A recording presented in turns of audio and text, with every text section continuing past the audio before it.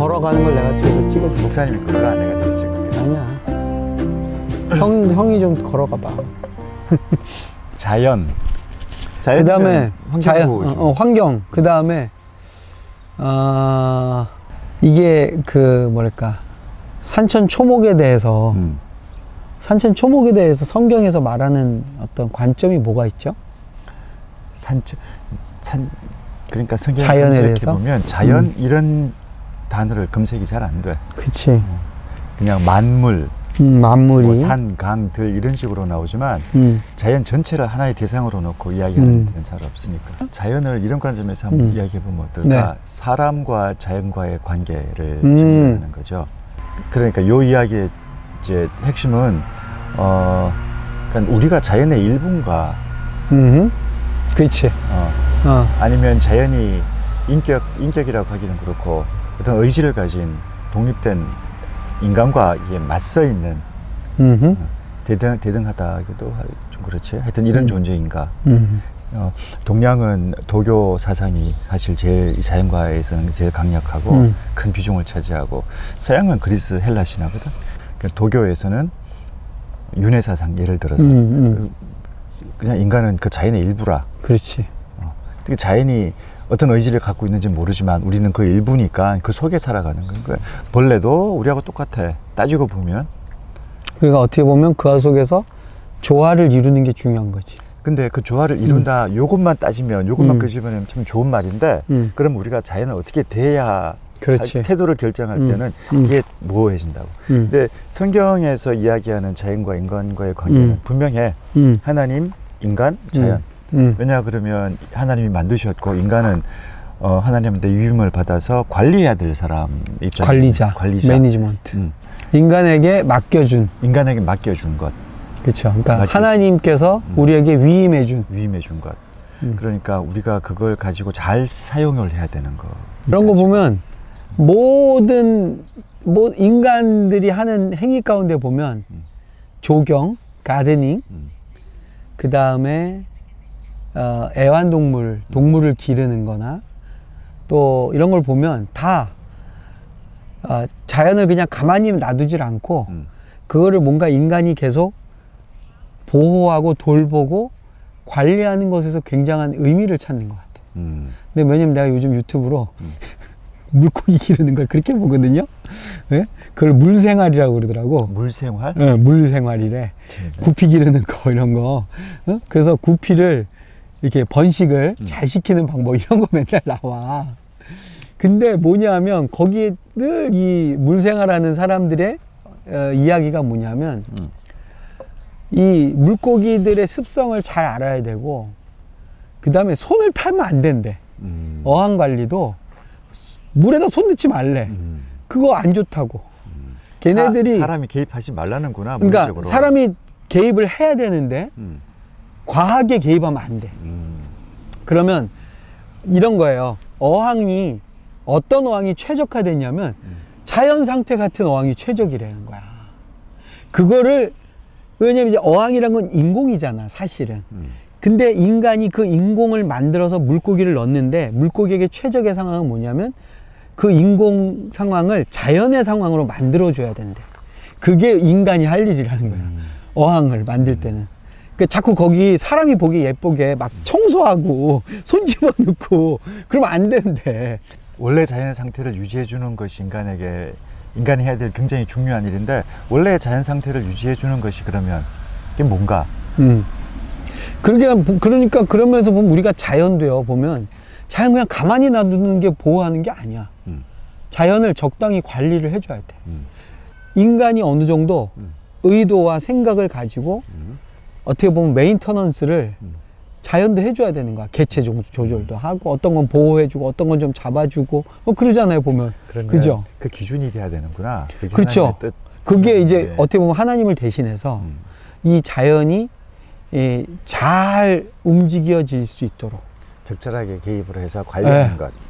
그냥 놔두는 게 다 어떻게 보면 이제 우리나라도 뭐 지구 환경, 그 다음에 뭐 이산화탄소, 이게 이제 굉장히 중요한 현대에 우리가 책임져야 될 어떤 이슈들이 됐더라고요. 그러니까 우리 청년들이나 우리 다음 세대들은 이런 쪽에 굉장히 전문가들이 나오지 않으면 이 부분도 우리가 굉장한 책임을 이제는 가져야 될 때가 된 것 같아요. 예전에 참 이런 거 생각 안 했잖아요. 그렇지. 이거 무슨 호사스럽게 사치다. 먹고 살기 어려운데 무슨 뭐 자연이냐 환경이냐 이랬는데 보면 이제는 그런 거를 잘 개발하고 그쪽으로 자연을 잘 보호할 수 있는 산업을 만들어내는 것도 되게 이름이 잘 기억이 안 나는데 이 사람이 그랬어요. 지구 환경을 되살리고 보호하려면 네. 기독교가 가지고 있는 환경을 대하는 태도부터 고쳐야 한다. 어떤 부분이 이제? 이건 사실 우리도 잘못됐지. 그러니까 우리가 좀 일방적으로 인간 중심으로만 생각하는 것, 그렇지. 다스리고 그렇죠. 정복하라. 그래서 그냥 마냥 내 것인 양 생각했던 거. 근데 이건 분명히 하나님의 뜻은 아니라고. 하나님이 그렇죠. 관리하라고 하셨지. 언제 내가 네 거라고 그냥 네 맘대로 쓰라고 한 적이 있냐고. 이거는 이제 우리가 특별히 예수 믿는 사람들이 좀 정리해야 될 생각이 아닌가 싶은데, 환경 보호, 자연을 보호해야 한다는 요 생각은 이제는 뭐 이견이 없어요. 맞아요. 그죠? 맞아요. 이건 뭐 당연한 일이 되고 심각해졌고. 그래서 이런 생각을 해봤는데, 우리가 이 환경 문제에 좀 더 적극적으로 그리스도인들이 개입을 하려면 좀 정리해야 될 게 있다는 생각이 들었어요. 그러니까 자연과 인간 간의 관계 정리부터. 우리가 어떤 태도로 자연을 대할 것인가. 우리 동양은 자연을 대하는 태도는 어땠을까? 예를 들면 우리나라 사람들은 집을 지을 때 이제 헬라 사람들하고 비유를 해보면 헬라 사람들은 자연을 압도하는 건물을 짓는다고. 그렇지. 자연을 정복하는 의미죠. 네. 근데 우리는 반대죠. 인간이 자연의 일부라는 사상이 있다는 거죠. 그렇죠. 맞아요. 예, 대표적으로 윤회 사상. 우리가 우리 벌레가 되기도 하고, 그렇죠. 나중에 또 나뭇잎이 될 수도 있고, 그러니까 인간과 자연은 하나라는 그런 관점에서 자연을 대하는 사상. 이게 옳은가 일단. 옳은가 그런가 따지지는 말고 일단 특징만 그런 게 있다. 그런 게 있다. 동양에. 서양은 그러면 대표적으로 헬라 사람들 신화 보면 그 자연 자체가 하나의 인격을 가진 대상이잖아요. 땅, 대지의 여신. 그렇지. 신이 있는. 네. 인간은 거기에 맞서 있는 존재라. 오디세이가 왜 그 헬라 신화, 그리스 사람들한테서 이 신화 이야기가 중요하냐 하면 오디세이는 그 신과 맞서는 사람이거든. 그래서 인간으로서의 삶을 개척하는 사람이거든. 어떻게 보면 이제 인간이 자연을 극복할 대상으로 보는 정복해 나가는. 그래서 인간의 강인함 내지는 어떤 인간의 존엄성을 그걸 통해서 증명하는 거예요. 그렇죠. 여기서 자연을 대하는 태도는 또 동양과 다르잖아. 그렇죠. 그죠? 다르죠. 그러니까 이 동양에서 이 전체를 하나로 보고 그것을 어떤 신적인 존재로 이렇게 올려놓고 그 섭리를 따라가려고 하는 사상. 그건 우리 동양 사람들이 가지고 있는. 그렇죠. 서양 사람들은 지배할 거냐, 지배당할 것이냐, 극복할 것이냐, 그렇지. 정복할 것이냐, 아닐 것이냐. 그러니까 서양이 주도하는 현대 산업 사회를 보면 철저하게 자연을 그냥 우리 도구 정도로만 여겼으니까.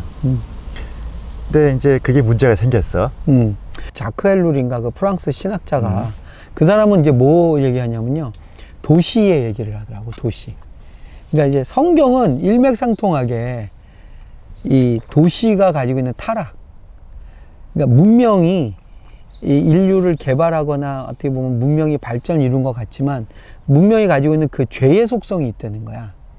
그러니까 자연을 파괴하고 인간의 어떤 문명을 만들어 나갈 때는 그것이 사실은 인간을 위해서 만든다고 하지만 거꾸로 도시는 타락의 어떤 상징으로 늘 나온다는 거죠. 그래서 성경에 보면 결국에는 계시록도 새 예루살렘을 말할 때 보면 인간이 만든 그 도시가 아니라는 거야.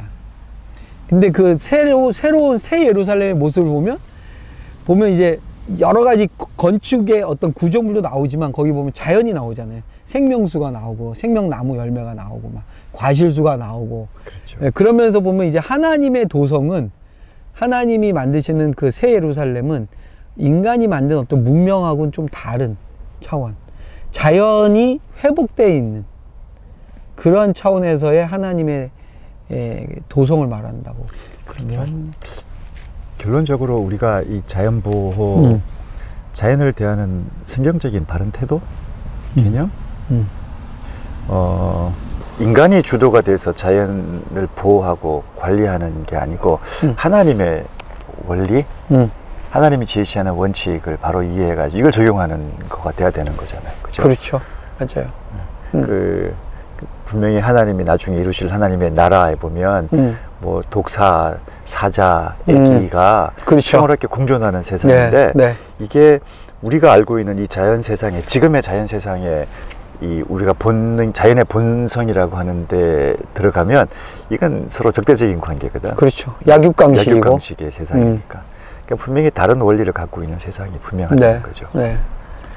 그리고 이제 예수님의 그 비유들 가운데도 보면 자연과 관련된 비유가 많잖아요. 그 어떤 신학자가 하나님이 가드닝을 하신다 그러더라고.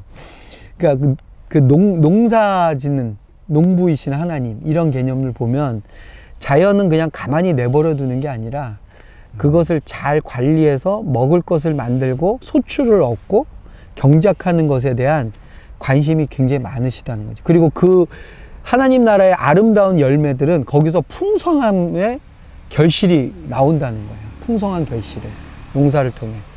결론이 나오네, 그죠? 네.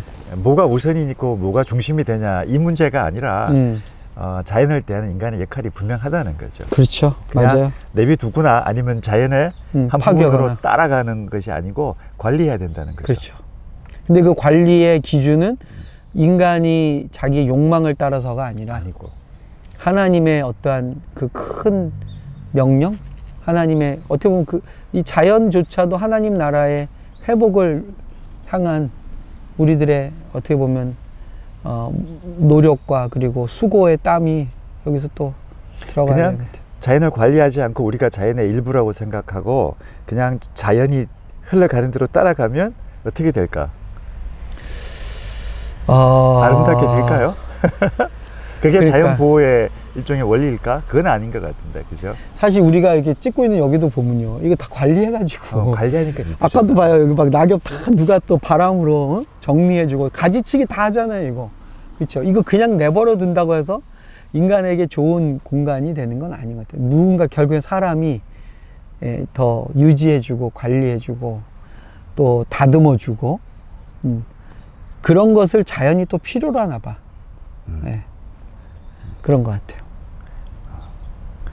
자연 보호라는 말이 맞네. 그러니까 네. 우리가 보호해줘야 돼. 그렇죠. 보호해줘. 잘 돌봐주고. 네. 진짜 이제 가을 지나면 또 금방 또 겨울. 네. 또 겨울은 겨울대로 또 멋있어, 우리나라. 네.